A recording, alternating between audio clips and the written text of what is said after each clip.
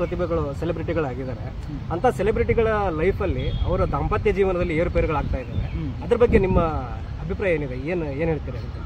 ಸೆಲೆಬ್ರಿಟಿಗಳ ಜೀವನ ಈ ತರ ಏರುಪೇರು ಆಗ್ತಾ ಇರೋದ್ರ ಬಗ್ಗೆ. ಸುಮ್ಕಿರೋ, ಎದುರಿಸ್ಬೇಡ.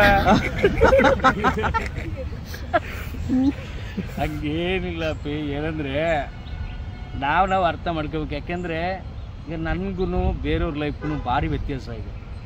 ನಾವು 3-4 ಕಿಲೋಮೀಟ್ರ್ ನಡ್ಕೊಂಡು ಶಾಲೆಗೆ ಹೋಗ್ತಾಯಿದ್ದವರು 3-4 ಕಿಲೋಮೀಟ್ರ್ ನಡ್ಕೊಂಡು ಎಸ್ಟೇಟಲ್ಲಿ ನಿಂಬೆಹಣ್ಣು ಕುಯ್ಸ್ಕೊಂಬಂದು ವ್ಯಾಪಾರ ಮಾಡ್ತಾಯಿದ್ದರು. ಹೊಲ ಉಳ್ತಿದ್ದವರು, ಟ್ರ್ಯಾಕ್ಟ್ರಲ್ಲಿ ಕೆಲಸ ಮಾಡ್ತಾಯಿದ್ದವನು, ಆಮೇಲೆ ಕೂಲಿ ಕೆಲಸಕ್ಕೆ ಹೋಗ್ತಿದ್ದವರು, ಅದಾದಮೇಲೆ ಸ್ಟ್ರಗಲ್ ಮೇಲೆ ಸ್ಟ್ರಗಲ್ ಮಾಡ್ಕೊಂಬಂದಿರೋರು.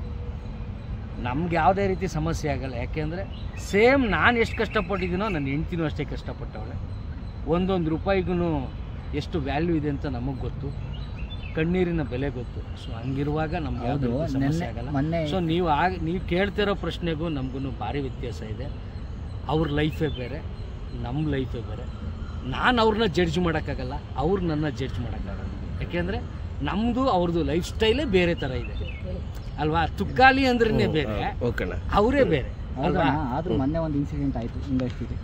ಈಗ ಚೆನ್ನೈ ಶೆಟ್ಟಿ, ನಿವೇದಿತಾ ಗೌಡರು, ಅದ್ರ ಬಗ್ಗೆ ನಿಮ್ಮ ಒಪಿನಿಯನ್ ಅಂದ್ರೆ ನಾನು ಏನು ಹೇಳಪ್ಪ. ಯಾಕೆಂದರೆ ಅಂಥ ಸೆಲೆಬ್ರಿಟಿಗಳು ಅಲ್ಲ, ನಾನು ಹೇಳೋದೇನಂದ್ರೆ ಗಂಡ ಹೆಂಡ್ತಿ ಕಷ್ಟನೋ ಸುಖನೋ ಜೊತೆಯಾಗಿ ಅನ್ಯೂನ್ಯವಾಗಿರಬೇಕು. ಅದೇ ನಾವು ಆಸೆ ಪಡೋದು. ನಾನು ನೀನು ಕೇಳಿರೋ ಪ್ರಶ್ನೆಗೆ ಒಂದೇ ಹೇಳೋದು, ಭಗವಂತ ಮನಸ್ಸು ಮಾಡಿ ಅವ್ರ ಮನಸ್ಸನ್ನ ಚೇಂಜ್ ಮಾಡಿ ಇಬ್ಬರು ಒಂದಾಗಲಿ ಅನ್ನೋದೇ ನನ್ನ ಆಸೆ. ಯಾಕೆಂದರೆ ತುಂಬ ವರ್ಷ ಜರ್ನಿ ಮಾಡಿದ್ದಾರೆ. ಆ ನೆನಪುಗಳು ಅಳಿಸೋಗ್ಬಾರ್ದು, ಜೊತೆಲಿರಬೇಕು ಅನ್ನೋದೇ ನನ್ನ ಆಸೆ. ಆ ಭಗವಂತನಲ್ಲಿ ಕೇಳ್ಕೊತೀನಿ, ಅವರಿಬ್ಬರು ಒಂದಾಗಲಿ ಅಷ್ಟೇ ನನ್ನ ಆಸೆ.